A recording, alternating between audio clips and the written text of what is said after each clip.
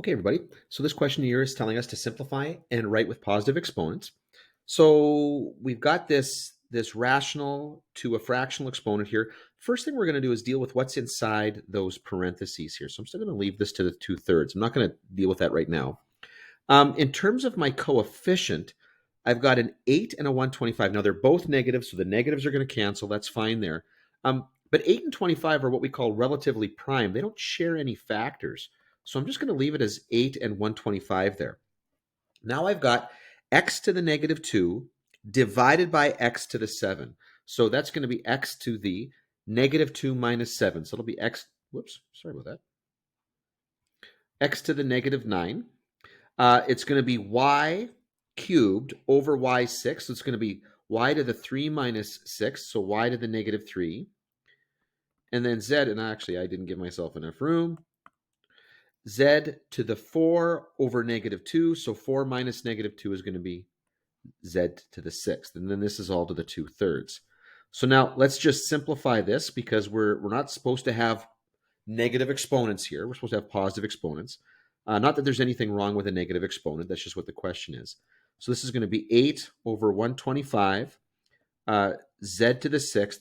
But both my x to the 9 and y cubed are going to end up in the denominator. And now I'm going to apply that rational exponent to everything.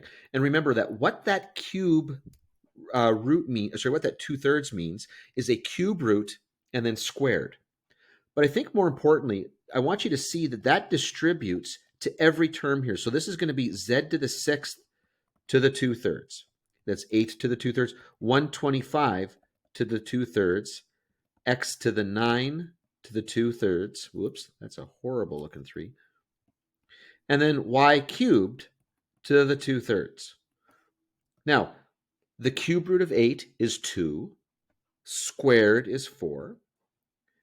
Remember, when I have a power of a power, I multiply the exponents. So 6 times 2/3 is going to be z to the 4. Okay, so it's going to be like 12/3 divided by 12 by 3 is going to be 4.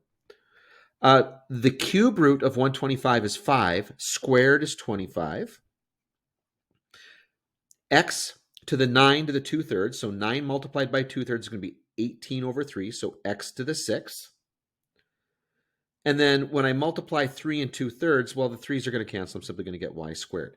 And so this becomes 4z to the 4 over 25x to the 6th y squared.